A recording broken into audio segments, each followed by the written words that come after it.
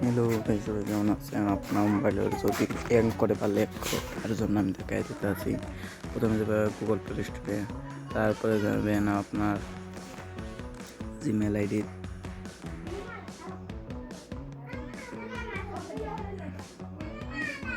যাওয়ার পরে নিচে যাবেন একটু, এই আইকনে ক্লিক করবেন। এই আইকনে ক্লিক করার পরে আপনার এখানেও ফুল মেমোরি আসবে, তারপরে এমসি এটাই ক্লিক করবেন। যে আপনার মোবাইলের যত অ্যাপস আছে সবের এতে দেখাবে, তার জন্য আমি দেখাইতেছি। আপনি যেগুলা আগে ডাউনলোড দিয়ে আবার কেটেছেন, এসবগুলো আপনার গুগল প্লে স্টোরে রয়ে গেছে। তার জন্য এটা ক্লিক করবেন, নিচেরটা ক্লিক করবেন।